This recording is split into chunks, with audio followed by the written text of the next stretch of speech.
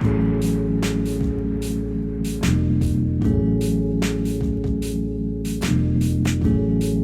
everybody, welcome back to Ice Cave Radio here. Doa and Charmer with you yet again. We had a little Thanksgiving break here in the United States, so I went to Minnesota to visit a bunch of family.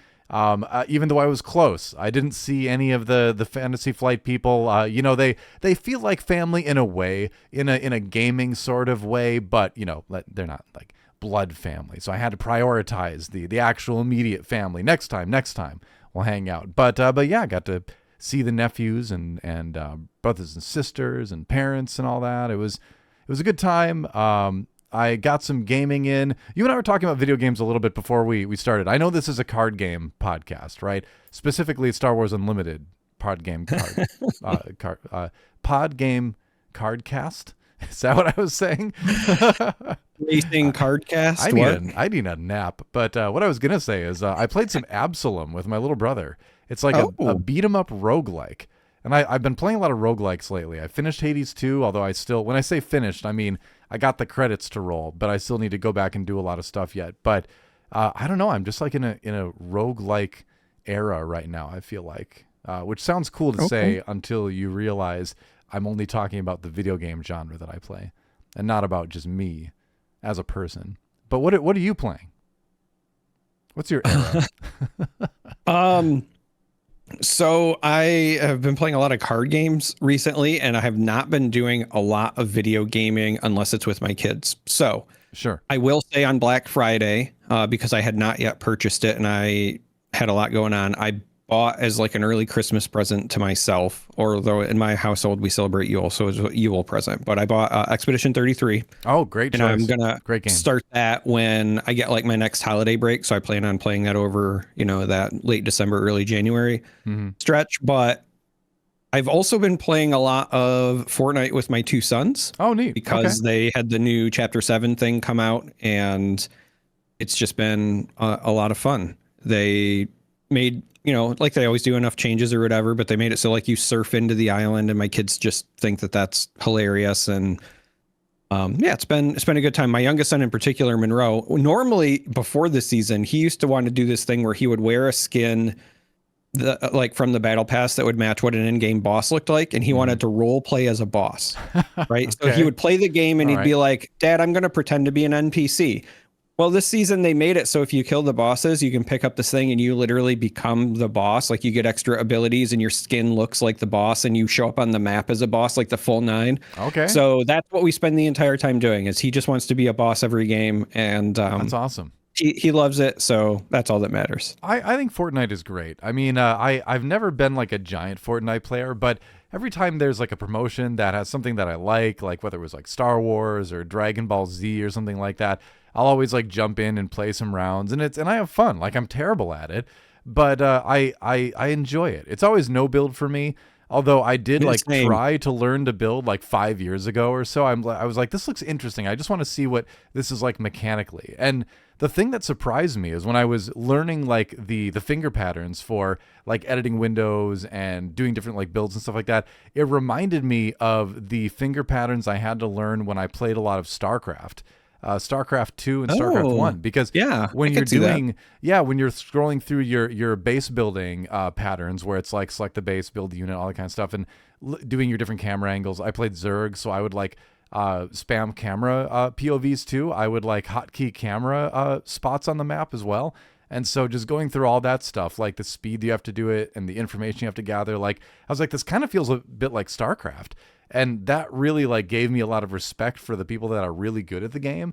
And nobody builds anymore, so it doesn't matter. But like at the time, I had a newfound respect. But yeah, now I just jump in and play once in a while, and it's fun. Like Fortnite continues to be just a fun video game, which is nice. I like it when things can just be fun, right?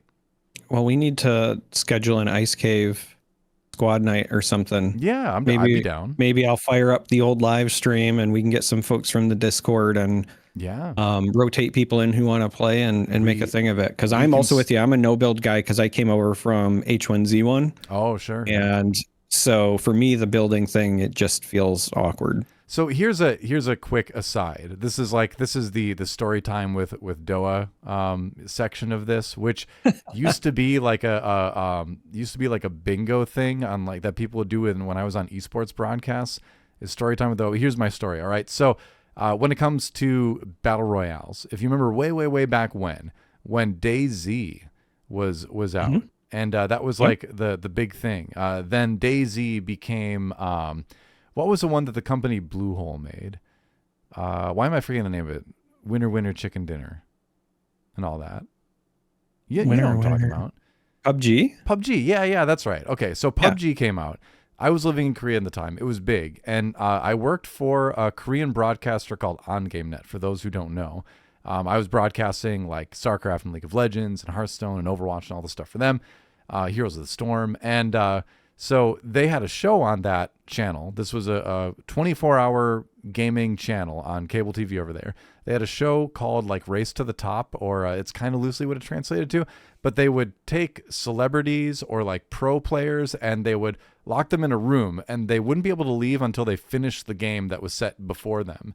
And so they wanted me to be on an episode along with Monty Cristo, my co-caster, and Wolf, another caster that was over there, and Lil Susie, who is another caster and gaming personality over there.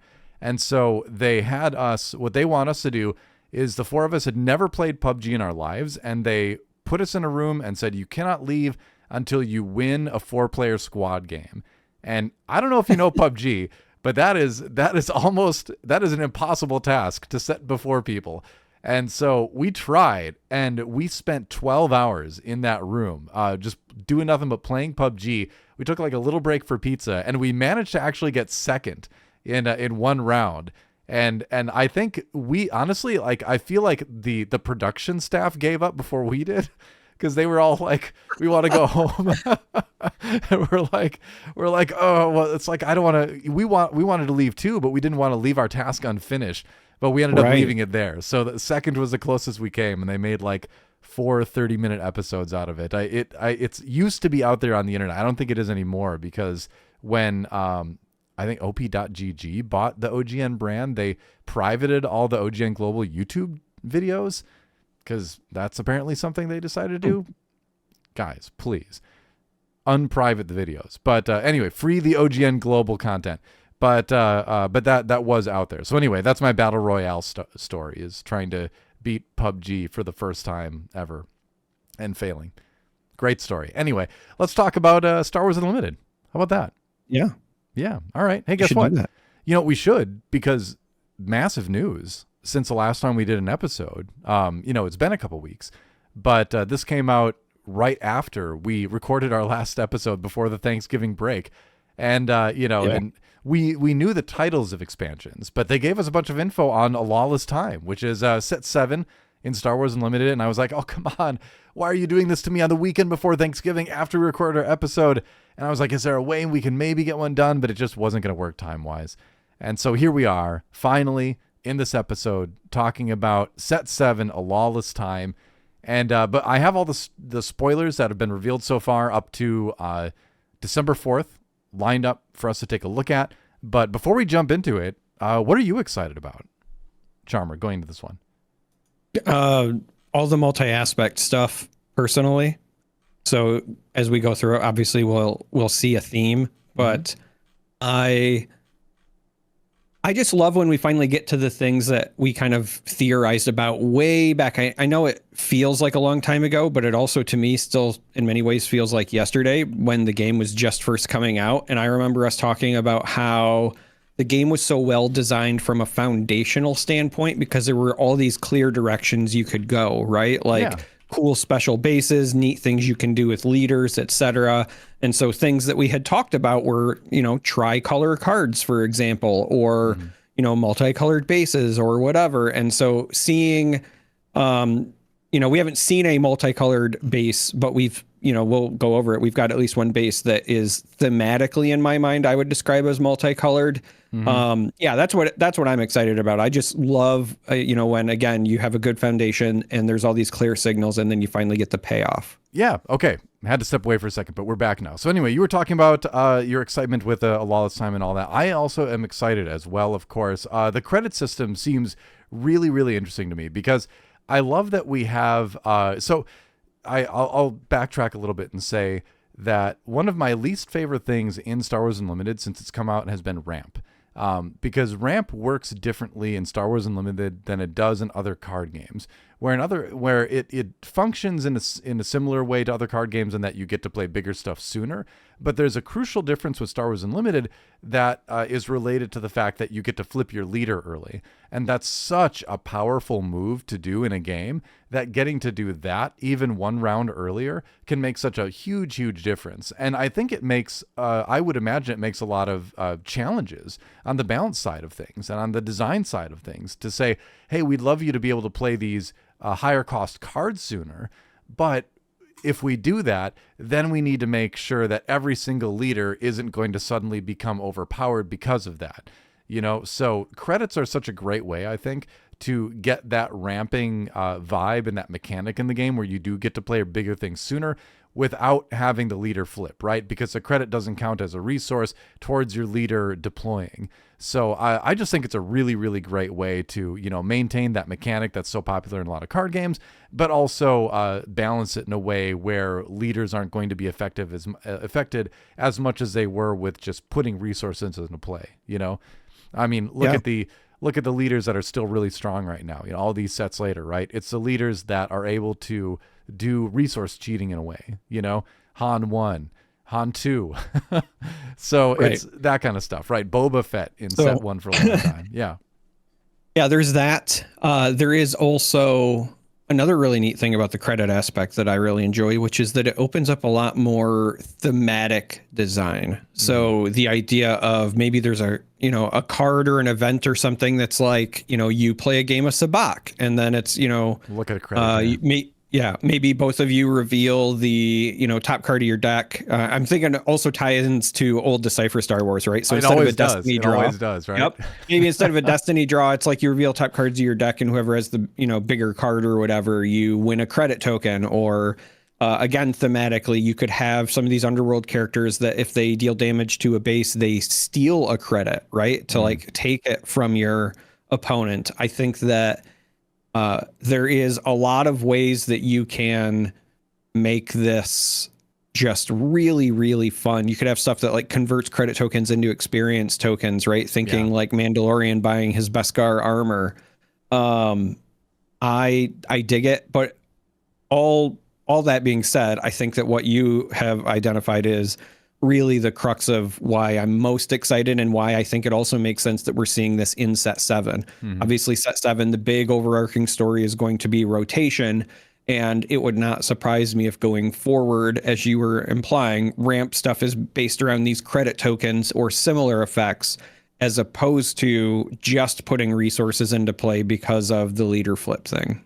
Yeah, I would like to see that. I guess time will tell, but I'd like to see more enabling of more expensive cards through discounting or things like the credit token versus just straight up putting extra resource into play, right?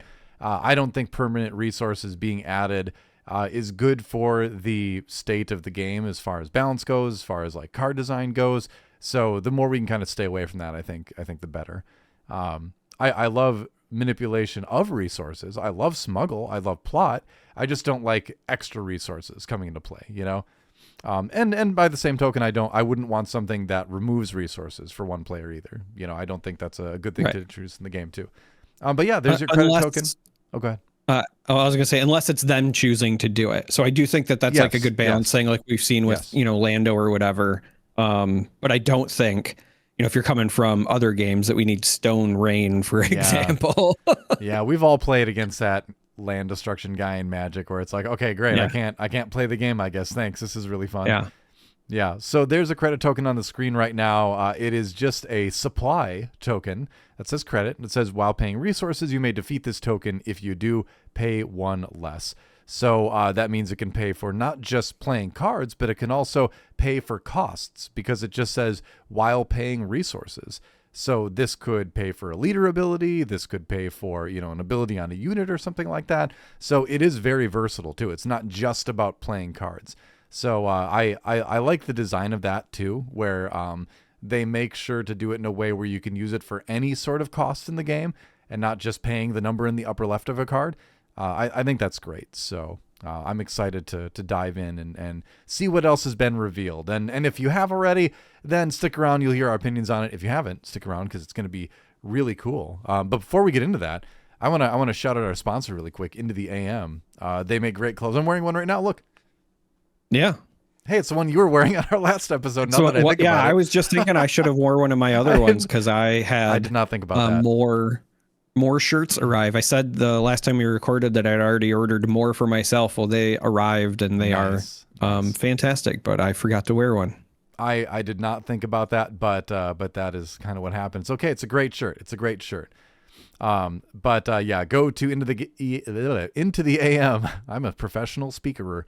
intotheam.com/ggdoa to get a 10% discount. And that's not just a 10% discount. It's on top of whatever other discounts you may find on the site. Their Black Friday sale, I believe, just ended, but they've usually always got something going, so you can find some good deals there. But enough about that. Let's move on to some spoilers. Let's check out some of the cards from A Lawless Time. And we're going to start with our two spotlight leaders. Why don't you tell us all about Leia Organa? Leia Organa is someone who loves you. That's the kind of like subtitle, which I adore. Yeah. This is a command heroism leader. And the leader side says action, pay 2 resources, and exhaust. So this, again, could be a great reason to use those credits. For this phase, give a unit +1/+1.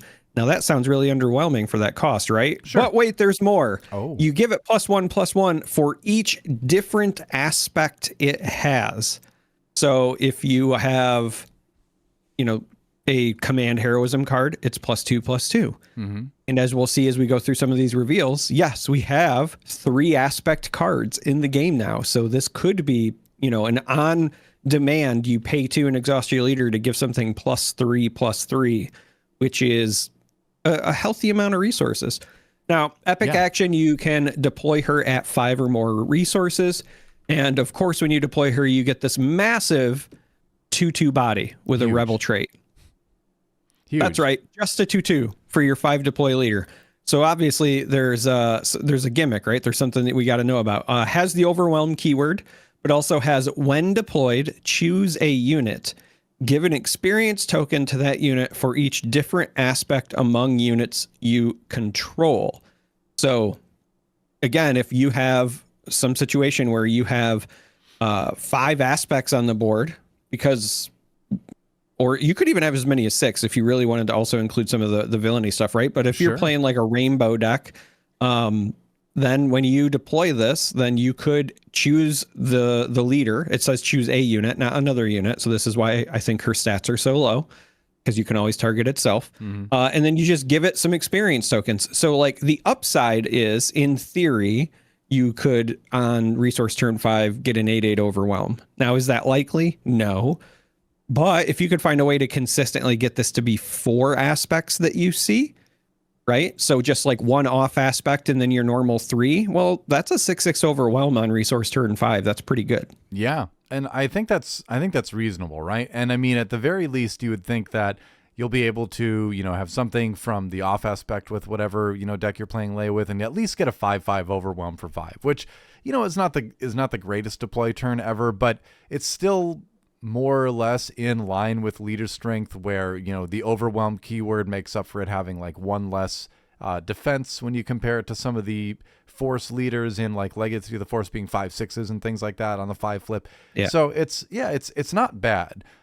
You run into the issue where occasionally you won't have anyone but her being deployed, and then you'll have a 4/4 overwhelm for 5, which doesn't feel as good. But I think the crux of this deck is going to be trying to find a way to make sure that Leia is gigantic when you flip her. Yeah. Now, I will also say part of the appeal, at least to me, with this leader is the flexibility. It does not have to be your leader. Mm-hmm. So there could be scenarios where on your deploy turn, you're dropping a really important 5-drop, and then you deploy her to buff it. Right. And then quickly, maybe you even sacrifice her to get back to the leader side to continue buffing stuff with the leader activated ability. That is not lost on me. And as we go through these reveals, there is one card that I want to point out that I feel like is just perfect for Leia decks. Yeah, I'm excited to check it out. Just the multi-aspect cards in general are just really cool. I mean, I feel like we kind of, in a way, got a taste of it with DJ being double cunning, in that you could run the double cunning cards and something from another aspect. So you get that aspect flexibility that wasn't there before. But now you have all this. What realization have you come to, Charmer? Man, I never thought I'd say this. I might not be running Kanan and Hera together in Twin Suns anymore. Oh. I might switch to Leia and Hera, because if you're running Hera in Twin Suns and you're running all the different colored Spectre cards, Leia suddenly becomes incredibly powerful. So I'm going to have a tough decision to make with my Twin Suns building now. Yeah, I mean, speaking of Twin Suns, they released a bunch of info about some of the Twin Suns decks that are going to be coming out and all that. I think we should wait and cover that next week, because I haven't prepared the info for this week. But let's forget about that. Let's just do a Twin Suns episode next week. Let's just plan on that. But moving on to Leia, who strives to get big, to become big. But let's talk about someone who just is big on his own. It's Jabba the Hutt. That's right, our other spotlight leader from A Lawless Time. He's cunning villainy, and on the leader side says, action, pay 1 resource and exhaust, return a friendly underworld unit to its owner's hand to create a credit token. So this is cool. Right away, the thing that screams is when playeds, right? Mm-hmm. And a lot of underworld units tend to have pretty cool when playeds. I'm thinking now, I think part of the conversation has to be the Eternal format, because of course when set 7 comes out, the first 3 sets will rotate out. So we're going to lose a lot of the really strong underworld ambush cards that exist, like Forlom, Bosk, things like that. That's the kind of stuff that jumps to my mind too, is getting to re-ambush with something, return to the hand, credit token. And the fact that the action costs 1 and you get a credit token means that for all intents and purposes, it's essentially free. I know you need a resource free to do it to begin with, but if you do, you get that resource back in a way via the credit token. So it kind of does pay for itself. So that part of it is neat. And I love that we have a leader that's just built around bouncing things back to your hand and replaying them. And when you pair that with Underworld, which I think is one of the best traits traditionally for doing that kind of thing, I think we've got a really cool leader to chat about once we see a little bit more be revealed. But let's move on to his unit side. Flips on 6. He is a 3/9, so properly big, as Jabba would be. And then action, just action : so you can do this as many times as you want in a turn. Play an underworld unit from your hand. If you defeated a credit token while paying its cost, the unit gains ambush for this phase. So, how I said we're going to miss a bunch of the ambush units? Well, it's true. I will miss them, but Jabba gives things ambush. So you kind of make up for that a little bit. It's almost like they knew. It's almost like they had the same thoughts that I did just now, So I think this leader is going to be a really, really fun leader to play. Giving something ambush is great. Just ask Dryden Voss players out there right now. But again, the synergy with the underworld trait specifically, I think is going to be really cool. So yeah, this will be a fun leader. And we both won pre-releases with Jabba this time around in Secrets of Power. So maybe it'll be 2 in a row with Jabba once this comes out.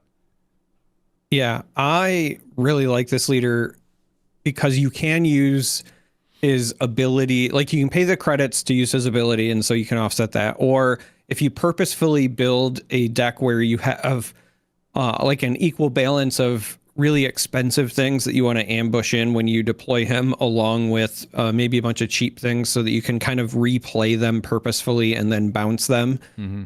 I love the idea that you can, as we were kind of talking about, use these credits as like a pseudo ramp strategy. And the card that jumped out to me that we just got in Secrets of Power was the Garandon.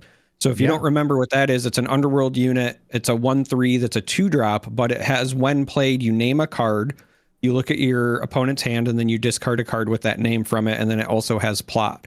Now, the great thing about this is if you name a card and you whiff the first time, because you looked at their hand, you can just bounce with Jabba and continue to take shots in the future.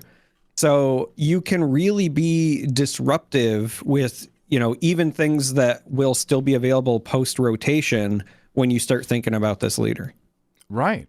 Yeah, I think he's got a lot of usefulness. I do really think the Gaines ambush part is what pushes him into the category of leaders I really want to play, because again, I think that's the biggest thing that we're going to be missing on the underworld side of things once rotation happens. So the fact that he can just give it right back is great. So very excited to play Jabba the Hutt in the next set here, and because he's one of our spotlight leaders, that means you're going to get him in the pre-release kit unless something changes, because you always have before. So I think we can make a pretty safe assumption that he'll be in the pre-release kits too.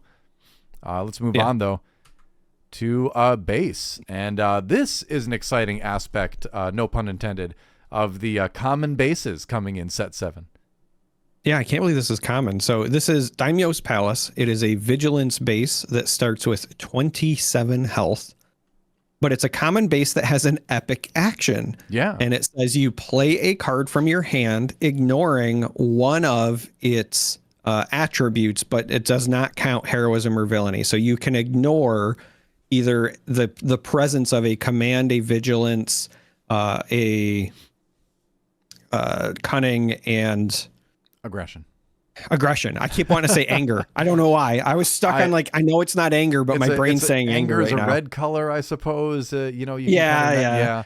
Aggression, right? So you can ignore one of the aspects. And so clearly this is meant to help you offset if you are running multiple aspects in your deck, whether that's because you plan on paying the penalty or you're trying to take advantage of Leia. But I also love, again, because this is a common base and I love limited, that this is something that will open up your ability when you're creating a sealed pool or when you're drafting. So cool. You can be a bit more thoughtful about what you put in, even if it's just as a one of, because you can just be like, hey, when I draw it, it's basically like not off aspect once per game. Right. I thought the same thing. I'm like, oh, Charmer's going to love this. This is like a limited deck builder's dream right here, where it's like you can include 1 or 2 off aspect cards in your deck and like know that you can play them when you want to.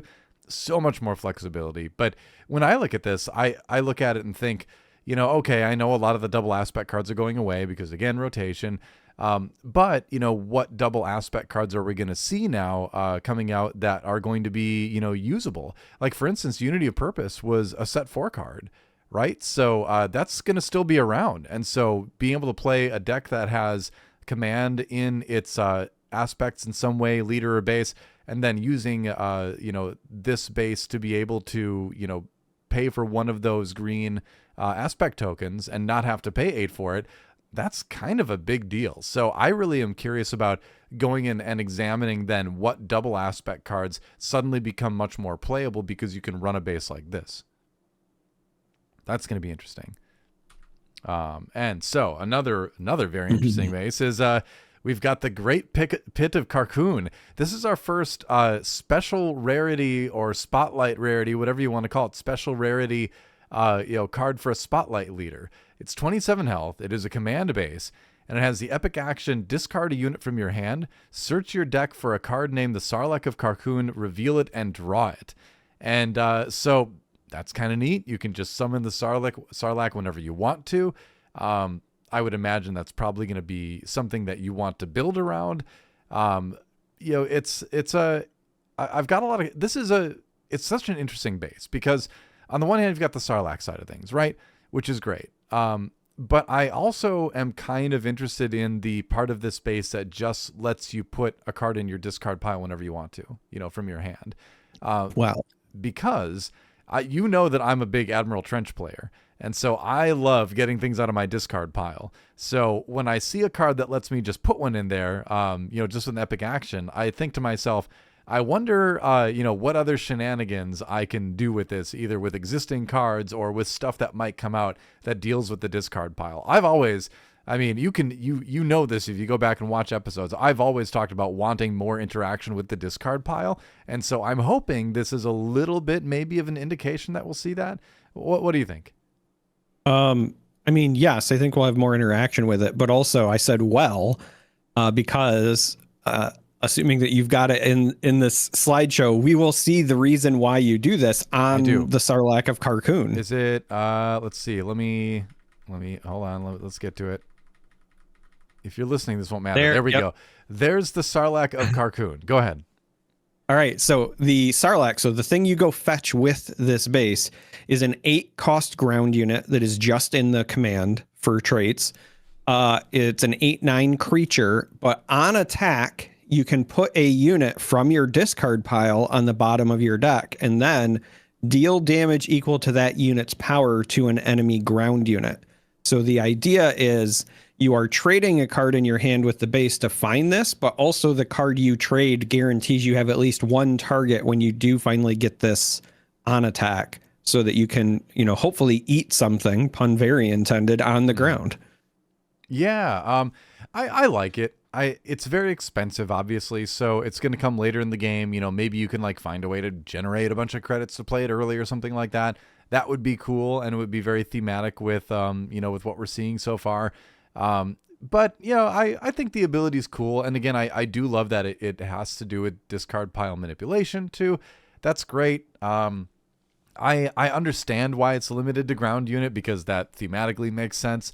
But I gotta say, I'm not as excited about the Sarlacc as I thought I was going to be.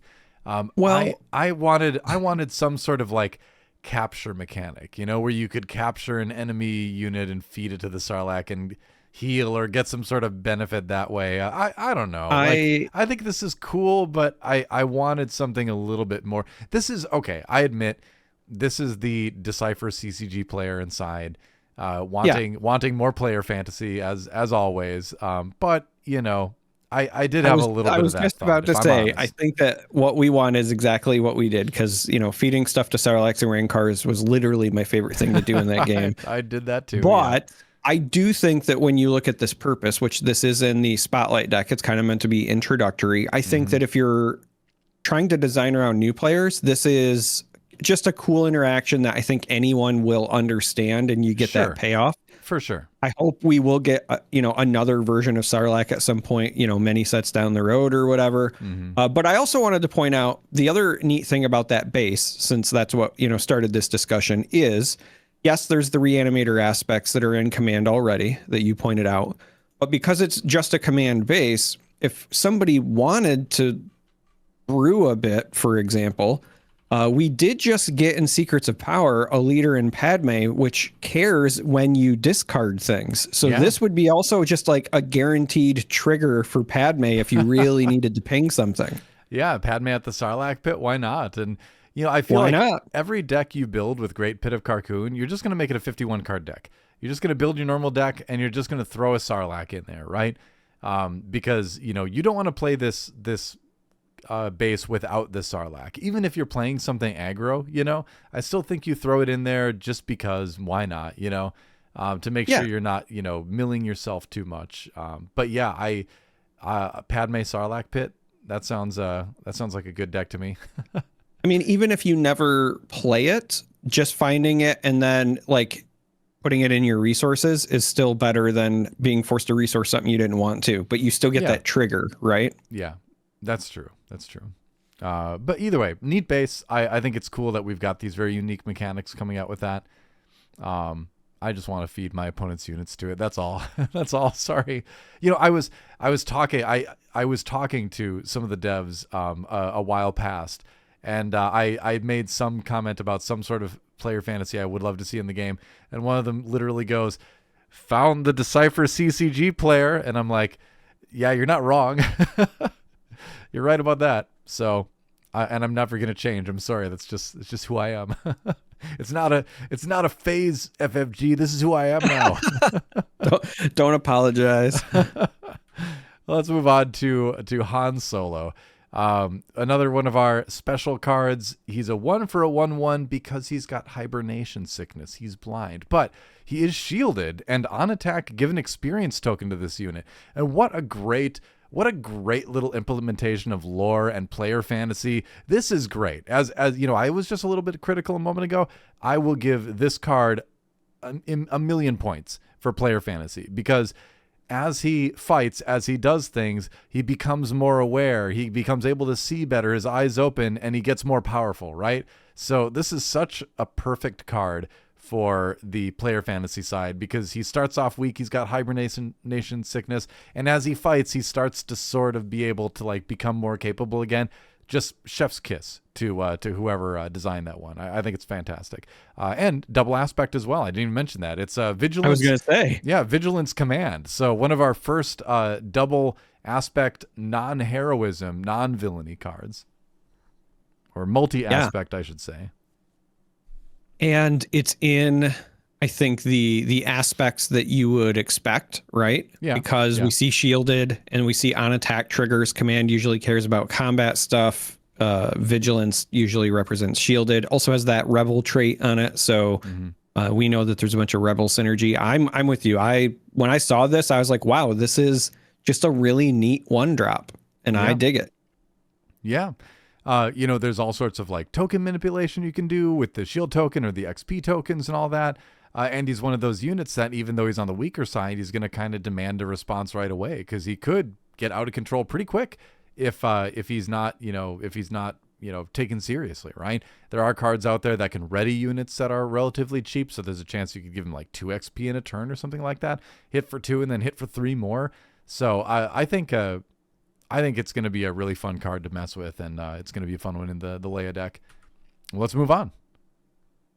All right, so I'm really excited for this card. This is the card I was alluding to earlier when I said the perfect 5-drop, in my opinion, to go with Leia as a pair. This is Zeb Aurelios, Spectre 4, and you know I love me some Rebels characters. This is a 5-cost ground unit, and the aspects are vigilance, aggression, and heroism. That's right. 3 aspects on this bad boy. For that 5-cost 3 aspects, you get a Rebel Spectre traded 4/4 Sentinel, but when played, you may deal 3 damage to a ground unit. And if you control a heroism or a command unit, you may deal 5 damage to a ground unit instead. So in a Leia deck, if you've got one other unit, and she's command heroism, so let's be honest, it's probably going to be of those colors. Excuse me, it was not. It was if you control a commander cunning. Sorry, it's the 2 aspects he's not. Right. But anyway, so if you have a unit that's command in your Leia deck already out, and then you hit your resource turn 5, you could play Zeb to hopefully deal 5 damage to a ground unit. Give yourself a 4/4 Sentinel, then deploy your leader, and even if the first unit was the same aspects as Leia, just with Leia and Zeb alone, you can then give Zeb +4/+4 with her deploy. Yeah. So you would end up with an 8/8 Sentinel on your resource turn 5. Right. That feels really good to me. Yeah, and I know some people out there right now are being like, well, but Leia's green and Zeb is blue-red. How is it possible? And, well, may I direct your attention back to the common bases we just saw that let you ignore one of the aspect icons when you're playing a card as an epic action. So I would say if you're going like Leia red, Zeb would be like a perfect splash card to throw in there to be like, all right, this card's in there. This is a card I'm using my base on. Because, like you said, with the chances of having a good chance of having a command card out there, you can have a big impact on the board, right? 4/4 Sentinel, 5 damage to something. Leia gets the buff if you're doing the deploy too. So this is like a card that I think is tailor-made for going with those new common bases. Yeah, based on what was revealed for the Spotlight deck, I believe that the Leia list is going to be Command Vigilance, and then Zeb is what you are intended to play with the Daimyo's Palace. And the reason I say that is because we have the Han, right? And that was already Vigilance Command, so that matches. And then there's also some other cards that we're going to go over in a little bit, like her Disguise that I know is a Spotlight card. I believe it'll be, I'm just for the people listening, I believe it'll be Vigilance Command for the Spotlight list, but I'm with you. I think that when we see some of these other bases, there's going to be a lot of different ways to make this work. I'm also operating under the assumption that because that base that lets you discount an aspect was a common base, that's just going to be our common base for the set. Like that's also the assumption that I'm operating under too. Well, I feel like it has to be because the other one specifically had the S on it. So if this was just for the Spotlight and not for the set, it would have had that then you would have had the the S. And to be fair, they may have already said that, and I just missed it because I haven't watched like every minute of every stream so far since Lawless Time came out.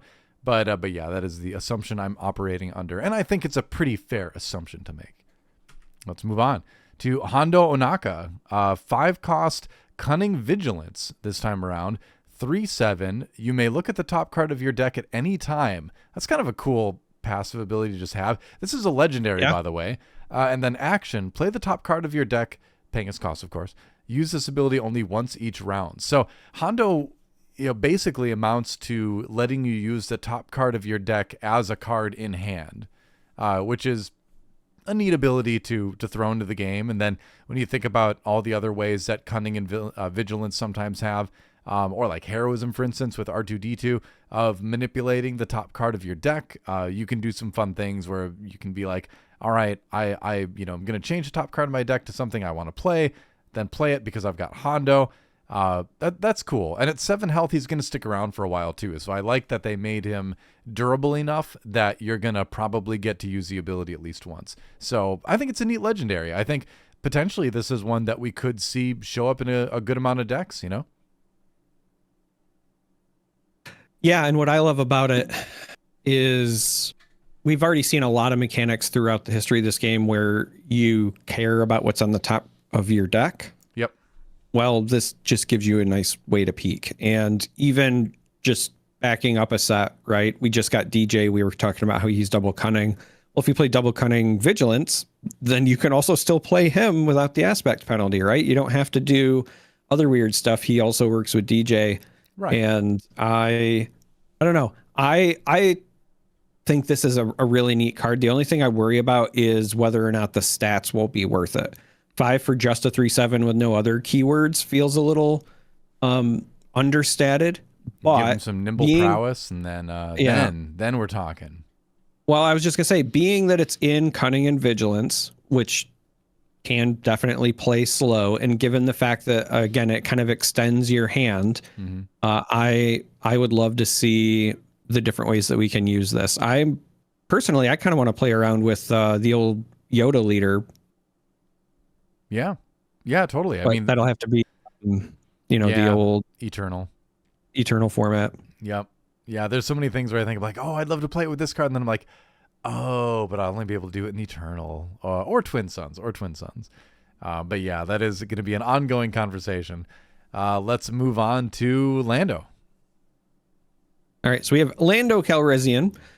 This is a 5-cost ground unit. It is Heroism and Vigilance, has Rebel and Underworld traits, 4/5 stat line, has the Sentinel keyword, and while this unit is defending, the attacker gets -1/-0. Yeah, I like it. Just kind of a solid little Sentinel card. It is one of our special rarities, so this is going to be in the Leia Spotlight deck. And I think it looks like a good Spotlight card. I wonder if it's going to make its way into some Premier lists. It kind of depends on the state of things post-rotation. But, while defending, the attacker gets -1/-0. That's always been universally a good ability for a Sentinel to have. Just look at Chirrut. He has kind of a variation on that. So I think it could be strong in that way. But Charmer, I wanted to test your Star Wars knowledge. Do you know the name of Lando Calrissian's alias when he went undercover in Jabba's palace in this armor? I do. Of course you'd ask me that, but of course. I don't off the top of my head. Because he has the card in the Decipher Star Wars TCG. There's that, yeah. But no, I am drawing a blank now. The answer is Tamtel Screech was the alter ego of Lando Calrissian when he went undercover in Jabba's palace with the funky mask. With the funky mask. That's right. So I will say, as far as this card goes, the reason that I think this is being included in the Spotlight deck is just so that you have more potential options beyond Zeb. Zeb was listed as an uncommon, so I'm not even sure if that will be in the Spotlight like you. Mm-hmm. I watched the stream, but I was also like listening to it while working, and I didn't catch everything. So it's possible they're both in there, but if not, then this would be like your budget alternative or whatever when you're playing that Spotlight list, because I still think that when you deploy that Leia leader, if you can get a bunch of experience tokens on a Sentinel unit, then you get a big benefit. But even when you're not talking about the deploy, when you just factor in that you can pay some resources and exhaust her to buff something temporarily, if you have initiative and that's the first thing you do in your turn, you make a big wall that your opponents have to go through. Yeah, exactly. Yeah. So I think he's definitely got some use in the Spotlight deck with that leader. And, again, in Premier with that leader too. I think Leia looks like a really fun build around leader in Premier as well. So I think he fits in well with that. Should be neat. Let's move on. 2. Hey, it's another disguise. Leia's Disguise. This is an upgrade.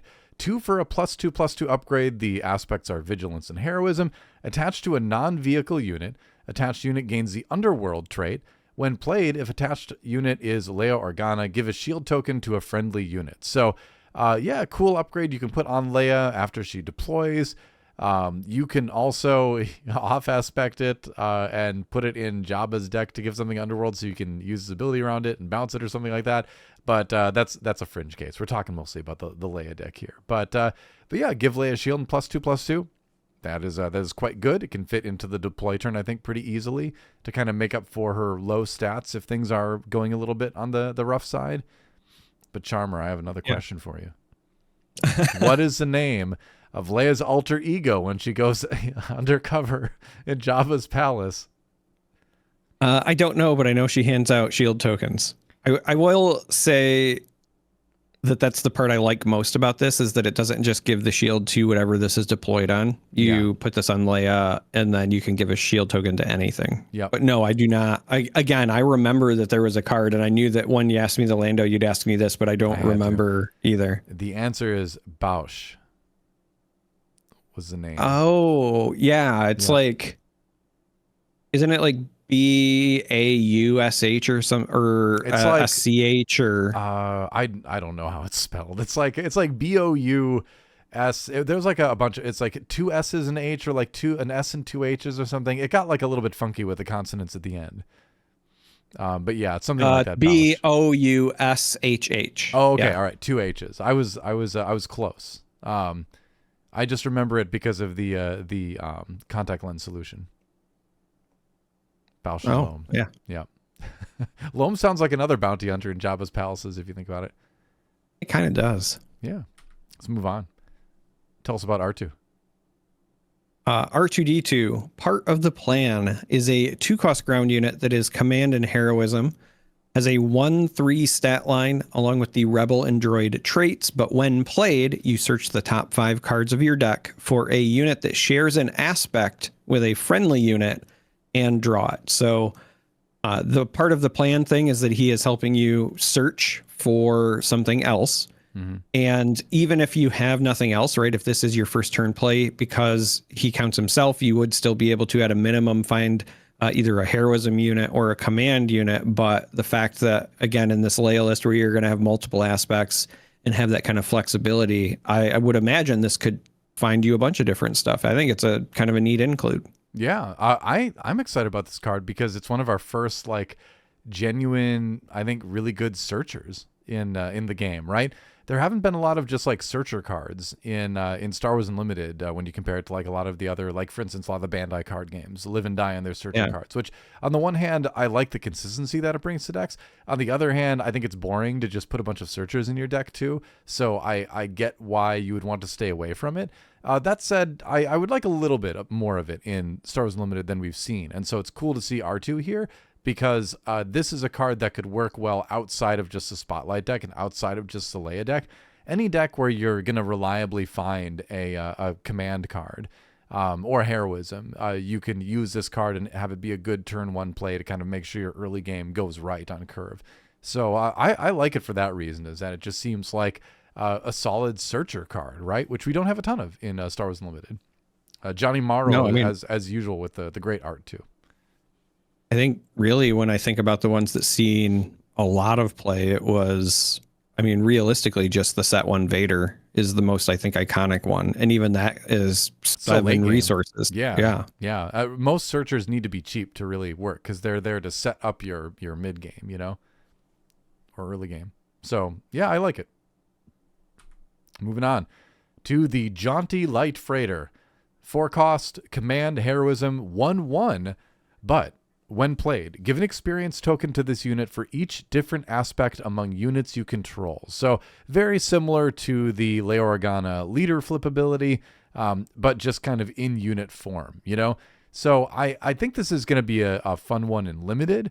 I don't know if it's going to find the consistency that people are looking for in a premier environment, but I think in sealed and all that, you can set up some potentially big plays with this one. What do you think? I'm not as high on this one, but maybe limited. What's your take on it?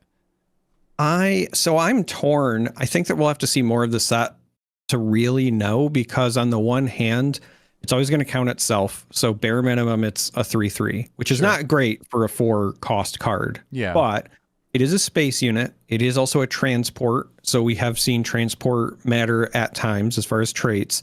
But again, if you just have, like a Zeb or something else where you can get even just 2 more aspects, well, then suddenly it's 4 for a 5/5 space unit. And that's really good. So I think we'll really just have to see what the consistency is for getting the multiple aspects out. Right. And the other thing to consider, so I've been thinking a lot about the credits in general.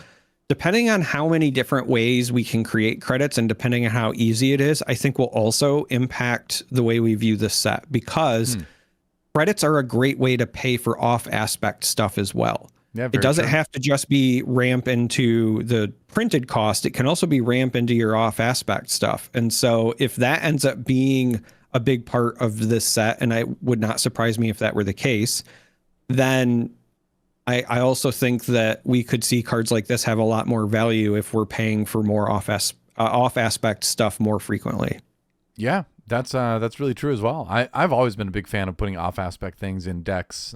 So I'm always looking for a new way to do that. And credit generation might be a good way to do that. Next, we have the Sarlacc of Carcoon. We've already talked about this one. Any additional comments, or should we just move on? I feel like we've already talked about this one. Yeah, we should move on and talk about a different card that deals with our discard pile. And moving on to our first aggression card, Dr. Aphra. Okay, so 4 cost for a 4/5 Underworld. So Jabba fans rejoice. On attack, discard 3 cards from your deck. You may return an Underworld card discarded this way to your hand. So she feeds the Sarlacc in a way, I suppose. But also, I think, sets up some cool interactions with other things that involve the discard pile, right? Again, like Trench. Gotta love the Admiral Trench. Who is a set 4, so he's sticking around post-rotation. Wanted to make sure people knew that. Yeah. But, if you want to play Eternal format, it's also support for the original Dr. Aphra leader, too, which I think is cool. I think people shouldn't be like, oh, rotation, first 3 sets are dead, we're never going to ever see them again. I think Eternal is going to be very live and well in this game. I'm really excited about playing it. And I think this is a good indicator that, like, there's going to be stuff for those old leaders. I know there's, like, huge Dr. Aphra fans out there that have been playing that deck since it came out. And so I think this is a good support card for that. I'm a Dr. Aphra fan just in general. Oh. He's got her autograph right back there. Oh no, wait, who's that? No, I don't have her autograph because we haven't seen her in live action, but I do. I have a statue on my Star Wars stuff back here behind me, and I'm very excited for this. I love that the subtitle for this is Digging for Answers, because it's literally like, hey, what's the Underworld card you need? And it's worth pointing out that with the Underworld trait, this also would apply to events, right? We know there are a number of events that have Underworld listed, and that could find those as well.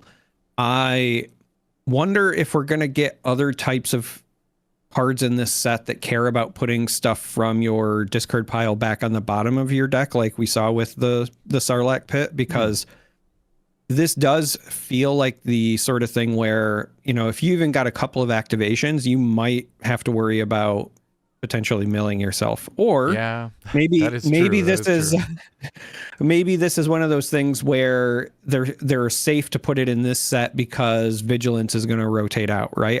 I would feel really weary about playing this in any format where Vigilance is still around, because if I see my opponent even just do this like twice, then I'm like, all right, I'm just going hard control and using Vigilance as my win condition now. Either way, it's just one of those cards that makes me, want to see the rest of the set like right now. I'm like, all right, I know there's got to be more stuff with the discard pile. There's too many indicators, so I just want to see the rest of it. But we'll have to deal with, we'll just have to console ourselves, tide ourselves over with the rest of the spoils we have thus far, including the only Salacious Crumb. Yeah. Salacious Crumb is a 1-cost villainy cunning ground unit. It is the Cackling Companion that has Underworld and Creature for the traits. It is a 0/2, but it has Raid 2. And if you control Jabba the Hutt as a leader or a unit, this unit enters play ready. So you pay 1, and you basically get like a ready spy token, but it's better than that because it has Underworld and Creature traits, which are super relevant. Underworld, because obviously when we talk about the Jabba leader, you could play Crumb, attack with it, and then turn around and bounce him back if you wanted. So essentially a 2-resource investment across multiple actions. But if you find yourself in positions where your opponent's taking the initiative a lot, it's just a free 2 damage, right? Well, it gets better than that, right? Because it's a potentially 4 damage because you get the credit token for bouncing him. So you just use the credit token to play him again. He comes in ready, and you swing for another 2. So it could be a lot of damage and a very annoying card to deal with. A little kind of... I like that Jabba and Salacious Crumb are kind of this like potentially infinite damage engine. If your opponent allows it to keep going turn to turn, nobody wants to spend attacks into a 0/2, but here we are, which I think fits Salacious Crumb pretty well. Let's move on. 2. Malakili, another one of Jabba's pals, although, not as much of a pal as Jabba might think. He was trying to free that Rancor, according to the... once again, decipher CCG lore on the cards. But anyway, it's a 2 for a 2/4 cunning villainy underworld trait. Each friendly creature unit and each creature unit you own that isn't in play gains the underworld trait. Now, that's really interesting to me with all of the creature stuff and the creature support that we got in set 5, along with the Kanan leader. We got cards like Pounce. We got all these cool creatures, not just in cunning, but in the other aspects as well. And we also got a Malakili in that set, too, that gives discounts to creatures, too. So I kind of wonder if there's some sort of, like, Jabba green Malakili creatures build, as my deck builder brain kind of starts to turn. Because this card would support it really well. Yeah, I mean, at a bare minimum, when I saw this, I was like, oh, well, I mean, it's a 2-drop 2/4, and the 4 is, I think, really relevant. Obviously, 2/4s has been a stat line that we've been slowly creeping into over the past couple of sets for 2-drops, but when I look at the health, it's most important when you remember that Jabba the leader can return this. So if you're talking about units where, you play it, you attack with it, get some damage on it, and then maybe you just save it by bouncing and then replay it, then yeah, that's where you could get that value. But what I like for Eternal formats is thinking about all the ways that I can play like Cad Bane and then also play creatures and still get my Underworld triggers, for example.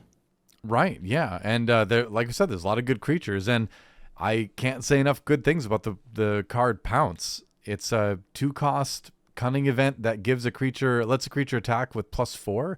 So I'm all about the creature aggro, deck archetype possibilities. It was fun messing with Kanan a little bit in set 5, but I think Malakili and other Malakili in green and Jabba and all this might add up some fun stuff. Something I'm keeping my eye on at least. And hey, it's a little bit out of focus, but is that another Boba Fett I see? It is, of course, another Boba Fett. Okay. Why wouldn't it be? Yeah. This is a 5-cost ground unit.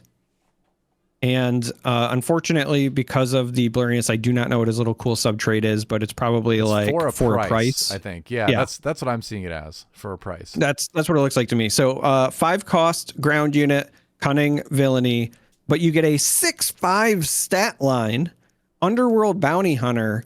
And when played on attack, you may pay 1. Great use for credits, by the way. Mm-hmm. If you do, deal 3 damage to a ground unit. So you just get a 6/5 body that can also potentially start, whacking stuff. And if the game goes really long, again, it's an expensive option, but it would be a great way for you to continue to just deal damage to ground units with Boba Fett.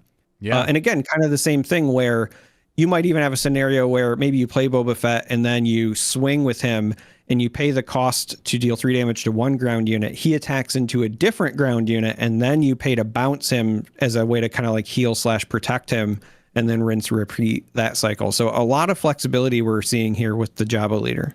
Yeah, I mean, like, imagine the scenario where on your 5 resource turn, you play Boba Fett, right? And he lives. And then the next turn, you attack with him, you pay 1 to, do 3 damage to a ground unit. Then, like you're saying, you bounce him with Jabba's leader side, you get that credit token, and then you flip Jabba, you play him again, and you get to pay the 1 to do the 3 damage, and because he's Underworld, he comes in with Ambush, so you get another attack and another 3 damage. So, playing him on resource turn 5 and then utilizing him in the Jabba flip turn is just really, really strong. That's like 6 damage to ground units, and 6 damage to base, and then another 6 damage to another unit with Ambush. This card combined with the Jabba leader can do some like crazy things if it's allowed to live. And at 5 health, I say it has a pretty good chance of surviving and being able to do that. It's pretty neat. Yeah. Very scary rare. Yeah, but I love the synergies that just kind of exist there. Jabba's Rancor is our 7-drop 7/7 here. Cunning Villainy, Underworld creature. It doesn't even need Malakili's help to be Underworld, I guess. It just is. It's got hidden. And then on attack, an opponent chooses a ground unit they control. You may deal 7 damage to that unit. So opponent chooses, but as you get the attacks, coming through, you start to just kind of one-shot each of your opponent's creatures. The fact that it's got hidden means it's probably going to live for the attack the next phase. And again, you could probably do some fun stuff with Jabba's bounce ability too, especially once Jabba's flipped to get the ambush out of it.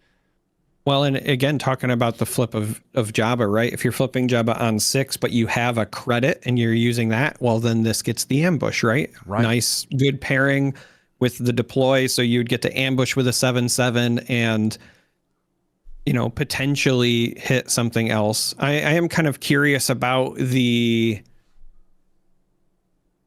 timing of the choices, because I do feel like the reason that this is worded as like an opponent chooses on attack is to prevent you from ambushing and then forcing them to pick a different one. I feel like the on attack trigger occurs when you ambush, and then they could just pick the same unit that you're attacking. Well, now, if that's the case, ambush is an on attack. So you would, as the active player, you would choose the order of resolution for that. So it's kind of like the Cad Bane shenanigans you can do with like where the ping goes after you ambush something. It's a similar thing where, so I believe. My opinion or my understanding was that ambush is actually a when played, not an on attack. So when played, you can choose to ready it and attack something. Right. And then once you've resolved that, then the on attack would trigger. Mm-hmm. So they would still get to choose. Now, what I was about to say is the one plus side is, even if they say like, hey, I'm just going to, have this be, damage done to the same unit, what it does do is it means your Jabba's Rancor doesn't take damage back in all likelihood, right? Because it's going to die before the combat damage resolves, and thus you still have a 7/7. So it's not an entirely like lost mechanic, but it is something that will kind of prevent that dream scenario. I'm sure it does we'll help cut him that eat part your out, shields, right? though, too.